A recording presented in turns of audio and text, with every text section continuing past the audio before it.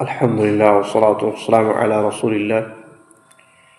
أما بعد، قال الله تعالى: أعوذ بالله من الشيطان الرجيم.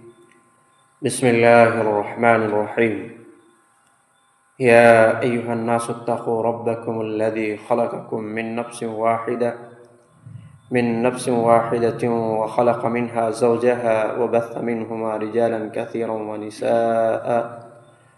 واتقوا الله الذي تساءلون به والأرحام إن الله كان عليكم رقيبا. یہ سورہ نساء ہے. اس سورہ کا تعلق مدنی صورت سے ہے اور قرآن مجید میں اس سورہ کو چوتھے نمبر سورہ میں لایا گیا ہے.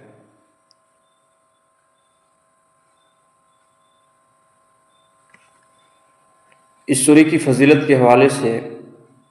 آج ہم جاننے کی کوشش کریں گے، اور اس سورہ کی فضیلت میں امام حاکم رحمہ اللہ نے اپنے مستدرک میں ایک روایت نقل کی ہے جو کہ عبداللہ بن مسعود رضی اللہ تعالیٰ عنہ سے ہے. حضرت عبداللہ بن مسعود رضی اللہ عنہ کہتے ہیں کہ سورہ نساء کی 5 آیات ایسی ہیں کہ اگر مجھے پوری دنیا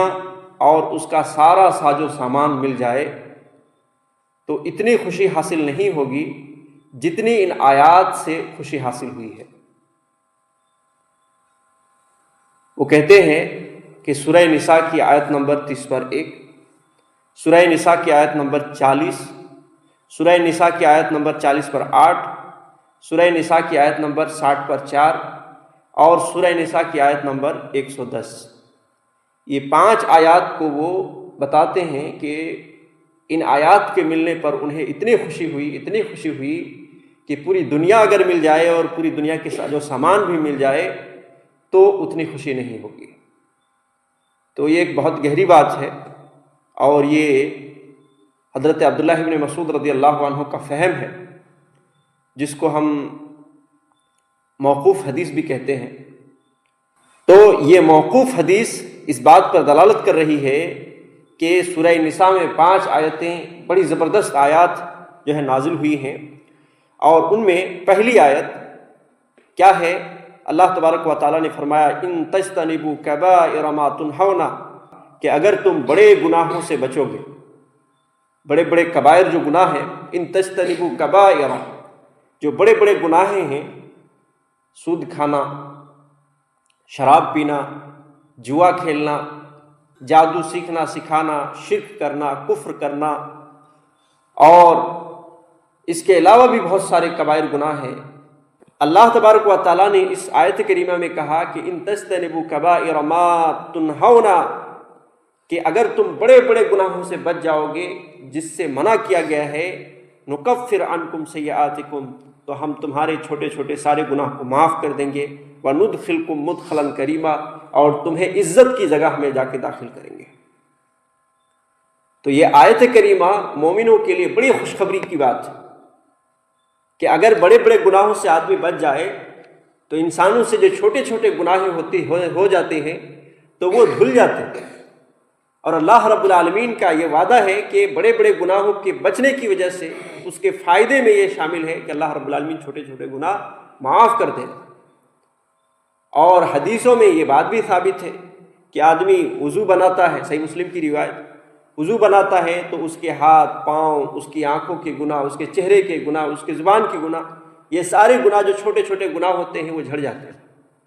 جب نماز پڑھتا ہے آدمی تو اس حوالے سے بھی یہ بات آئی ہے کہ جب نماز پڑھتا ہے تو صحیح بخاری کی روایت کہ جس میں ایک میں تو یہ مثال دی گئی ہے کہ سوکھے ہوئے درخت کے پتے جو ہوتے ہیں جیسے ہلانے سے جھڑ جاتے ہیں، اسی طریقے سے آدمی جب نماز پڑھتا ہے تو اس کے گناہ جھڑ جاتے ہیں. ایک اور روایت کے اندر یہ بھی آیا، اللہ کے نبی صلی اللہ علیہ وسلم نے مثال بیان کی کہ کیا خیال ہے تم میں سے کوئی شخص کے گھر کے قریب ایک نہر ہو اور اس میں وہ 5 ٹائم اس نہر میں غسل کرتا ہو، نہاتا ہو، تو اس کے جسم میں میل کچیل رہیں گے؟ صحابہ کرام رضوان اللہ علیہ مجمعین نے کہا نہیں، ہو ہی نہیں سکتا. تو اللہ کے نبی صلی اللہ علیہ وسلم نے اس موقع پر فرمایا تھا کہ یہی مثال 5 وقت کی نماز کی ہے کہ آدمی اگر 5 وقت کی نماز کو پڑھتا ہے تو اس کے گناہ جھڑ جاتے ہیں۔ تو یہ تمام روایات اس بات کو بتاتی ہیں کہ آدمی نیکیوں میں بڑھ چڑھ کے حصہ لیتے رہے، نمازوں اور روزوں اور اس طریقے سے حج زکوٰۃ کی پابندی کرتی رہے اور بڑے بڑے گناہوں سے بچتے رہے تو اللہ رب العالمین چھوٹے چھوٹے گناہوں کو یوں ہی معاف کر دیتا ہے۔ تو یہ کہیں نہ کہیں بڑی خوشخبری کی بات ہے۔ اور دوسری آیت جو عبداللہ بن مسعود رضی اللہ عنہ کو بے حد پسند تھی وہ کیا ہے؟ ان اللہ لا یظلم مثقال ذرۃ وان تک حسنۃ یضاعفها ویؤتی من لدنہ اجرا عظیما۔ اس آیت کریمہ میں اللہ رب العالمین نے کیا کہا؟ ان اللہ لا یظلم مثقال ذرہ، کہ اللہ رب العالمین ذرہ برابر بھی کسی کے اوپر ظلم نہیں کرتا۔ اللہ رب العالمین کسی پر ذرہ برابر بھی ظلم نہیں کرتا۔ وَإِن تَكُ حَسَنَةً يُضَاعِفْهَا، اگر تم اللہ رب العالمین کے یہاں نیکی لے کر کے آؤ گے تو اللہ رب العالمین اس کو ڈبل کر دے گا اور اس کو بڑھائے گا۔ وَيُؤْتِ مِن لَّدُنْهُ أَجْرًا عَظِيمًا، اور اللہ رب العالمین اپنی جانب سے مزید اجر عظیم عطا کر دے گا۔ تو یہ بھی مومنوں کے لیے بڑی خوشخبری کی بات ہے کہ اللہ تبارک و تعالیٰ کیا کہتا ہے کہ ایک تو اللہ رب العالمین کسی پر ظلم نہیں کرے گا، دوسرا یہ کہ آدمی اگر نیکی لے کر کے اللہ رب العالمین کے سامنے حاضر ہوگا تو وہ نیکی کو اللہ رب العالمین بڑھا چڑھا کر کے دے گا اور اپنی رحمت سے اپنی طرف سے اللہ رب العالمین کیا کرے گا؟ اجر عظیم عطا کر دے گا۔ سورہ انعام کی آیت نمبر 60 میں اس بات کا ذکر ہوا ہے کہ اللہ تبارک و تعالیٰ نے کہا من جاء بالحسنۃ فلہ عشر امثالھا، کہ جو آدمی ایک نیکی لے کر کے آئے گا اس کی مثال 10 نیکی کے برابر ہے۔ یعنی اللہ رب العالمین اپنی رحمت سے ایک نیکی کو 10 نیکی بنا دیتا ہے۔ اور احادیث کی روشنی یہ بات ملتی ہے کہ اللہ رب العالمین نیکیوں کو بڑھاتا ہے، نیکیوں کو بڑھاتا ہے۔ جیسے کہ صحیح بخاری کی ایک روایت میں یہ بات پتہ چلتی ہے کہ اللہ کے نبی صلی اللہ علیہ وسلم نے کہا کہ کوئی آدمی اگر حلال رزق سے ایک کھجور اللہ کی راہ میں صدقہ کرتا ہے تو اللہ تبارک و تعالیٰ اسی طریقے سے اس کو پالتا ہے، اس کو بڑھاتا ہے، جس طریقے سے تم میں سے کوئی شخص جو ہے بچڑے کو پالتا ہے۔ بچڑا کہتے ہیں کہ بیل وغیرہ کے جو بچے ہوتے ہیں اس کو بچڑا کہا جاتا ہے۔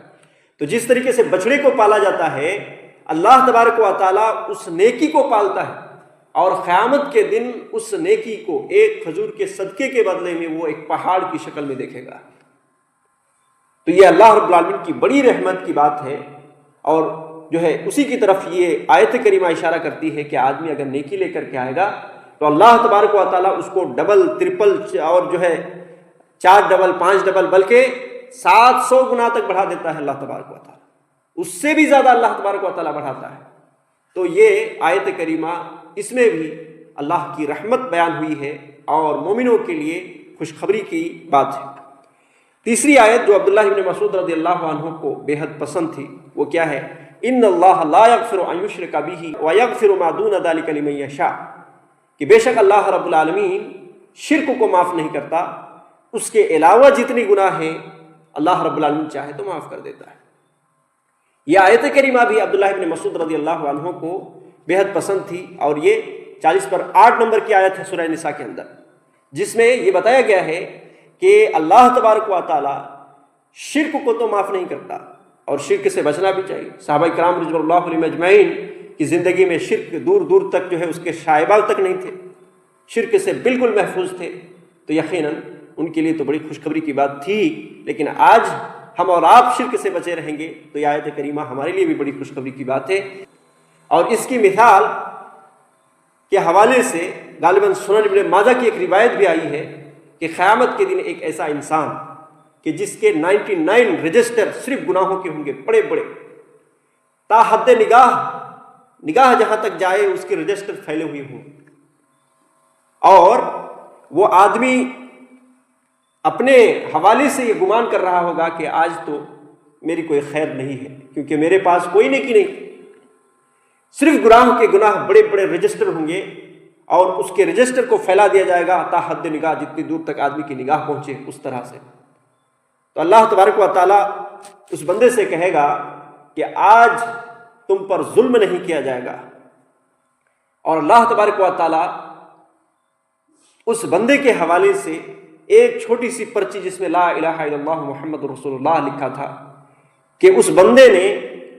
لا الہ الا اللہ محمد رسول اللہ صدق دل سے اپنے دنیا میں پڑھا تھا،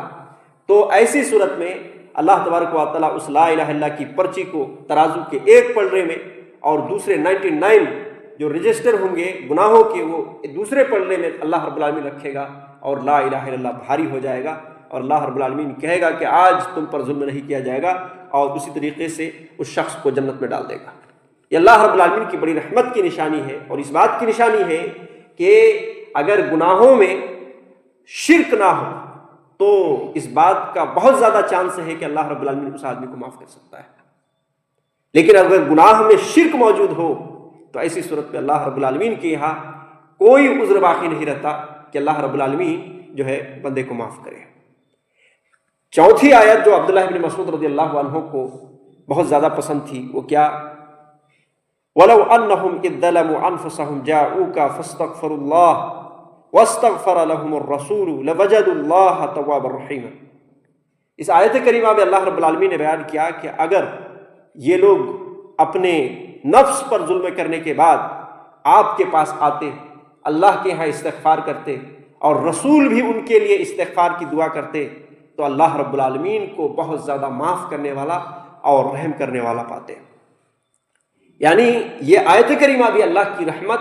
اور مومنوں کے لیے خوشخبری کی بات بتائی گئی ہے، جس میں یہ بتایا گیا ہے کہ اگر آدمی نبی صلی اللہ علیہ وسلم کے زمانے میں کسی شخص نے کوئی ظلم کر دیا، کسی شخص نے کوئی جو ہے گناہ کا کام کر دیا، اور وہ آ کر کے رسول اللہ صلی اللہ علیہ وسلم کے پاس آئے اور اللہ رب العالمین سے استغفار کرے، اور نبی صلی اللہ علیہ وسلم کو بھی جو ہے اپنی استغفار کے لیے دعا کرنے کے لیے کہے، تو ایسی صورت میں اللہ رب العالمین اس کو ضرور معاف کرے گا۔ تو صحابہ کرام کے لیے یہ آیت تو بڑی خوشخبری کی بات تھی، اسی لیے عبداللہ ابن مسعود رضی اللہ عنہ کو بے حد پسند تھی، دنیا کے سارے ساز و سامان سے بھی زیادہ محبوب تھی۔ اور پانچویں آیت اور یہ آخری آیت جو عبداللہ ابن مسعود رضی اللہ عنہ کو اس سورے کے اندر پسند تھی، وہ 110 نمبر کی آیت، جس میں یہ بتایا گیا ہے وَمَن يَعْمَلْ سُوءًا أَوْ يَظْلِمْ نَفْسَهُ ثُمَّ يَسْتَغْفِرِ اللَّهَ يَجِدِ اللَّهَ غَفُورًا رَحِيمًا۔ اللہ تبارک و تعالیٰ نے کہا کہ جس شخص نے کوئی برا کام کیا، او یظلم نفسہ یا اپنے نفس پر ظلم کیا، ثم یستغفر اللہ پھر اللہ رب العالمین کے ہاں استغفار کی اور اللہ رب العالمین کو معافی مانگا، یجد اللہ غفور الرحیم، تو اللہ رب العالمین کو وہ معاف کرنے والا اور رحم کرنے والا پائے گا۔ تو یہاں مومنوں کے لیے ایک بہت بڑی خوشخبری اس تئیں سے اور اس کیفیت سے دی گئی ہے کہ آدمی اگر ظلم کر دیتا ہے، کوئی گناہ کر دیتا ہے اور اللہ رب العالمین کے یہاں معافی مانگتا ہے، تو اللہ رب العالمین معاف کرنے کے لیے تیار ہوتا ہے۔ اللہ رب العالمین بندے کو رحم کرنے کے لیے اور اللہ رب العالمین بندے کی مغفرت کرنے کے لیے تیار ہے۔ اور حدیثوں سے بس دو ہی موقع ایسے ہیں کہ اللہ تبارک و تعالیٰ دو موقع میں انسانوں کی مغفرت نہیں کرتا، انسانوں کے توبہ کو قبول نہیں کرتا، اور وہ ہے موت کے گرگرے کے وقت۔ آدمی موت کے گرگرے کے حالت میں پہنچ چکا ہے، ایسے وقت میں اگر توبہ کرتا ہے، ایسے وقت میں اللہ رب العالمین کے ہاں معافی مانگتا ہے، تو ایسی صورت میں وہ معافی نہیں دی جائے گی اور اس کا توبہ جو ہے قابل قبول نہیں ہوگا۔ اور دوسری حالت اور دوسرا وقت جو بتایا گیا ہے وہ ہے قیامت کے دن، جب سورج مشرق سے نہ طلوع ہو کر کے مغرب کی طرف سے طلوع ہو جائے گا۔ اس وقت اللہ رب العالمین کے یہاں کوئی آدمی اگر توبہ کرے یا یہ کہ اسلام قبول کرے، تو پھر اسلام بھی قبول نہیں اور توبہ بھی اللہ رب العالمین کے یہاں قابل قبول نہیں۔ یہ دو ہی وقت ایسے ہیں کہ آدمی کی توبہ اور اسلام قبول نہیں کی جاتی، وگرنہ زندگی میں کبھی بھی کسی بھی وقت اللہ رب العالمین سے اپنے گناہوں کی معافی مانگ لی جائے تو اللہ رب العالمین جو ہے غفور الرحیم ہے، اور اللہ رب العالمین بخشنے والا اور رحم کرنے والا ہے، اس کی توبہ کو بھی قبول کرنے والا ہے۔ تو یہ آیت کریمہ بھی ہمارے لیے بڑی خوشخبری لاتی ہے کہ اگر ہم سے کوئی بھی گناہ ہو جاتا ہے تو اس صورت میں ہم اللہ رب العالمین کے حضور توبہ کریں۔ اور یہ پانچویں آیت تھی کہ جسے حضرت عبداللہ ابن مسعود رضی اللہ عنہ ان آیاتوں کو سمجھتے ہوئے یہ بہت زیادہ پسند کرتے تھے، اور یقیناً ہمیں بھی یہ بات بہت پسند ہے کہ یہ ان پانچوں آیات میں اللہ رب العالمین کی کس طریقے سے اللہ کی جو رحمت ہے بندے کے حوالے سے وہ چیزوں کو بیان کی گئی ہے۔ اور ہم اگر اللہ رب العالمین کی اطاعت میں زندگی گزاریں گے اور ہماری زندگی میں چھوٹی موٹی گناہیں ہو جاتی ہیں تو ان گناہوں سے بھی معافی کی ایک بہت بڑی اللہ رب العالمین نے یہ چانس بیان کی ہے۔ اللہ رب العالمین ہم سب کو صحیح سمجھ کے ساتھ نیک اعمال کی توفیق عطا فرمائے، زیادہ سے زیادہ اللہ رب العالمین کی رحمتوں کو اپنے دامنوں میں سمیٹنے کی اللہ رب العالمین توفیق عطا فرمائے۔ اسی طریقے سے زیادہ اللہ رب العالمین ہم سب کو معافی اللہ رب العالمین سے مانگنے، توبہ کرنے، استغفار کرنے کی اللہ رب العالمین توفیق عطا فرمائے۔ آمین و صلی اللہ علیہ محمد وعلی آلہ وصحبہ اجمعین ومن تبعہم بإحسان الی یوم الدین۔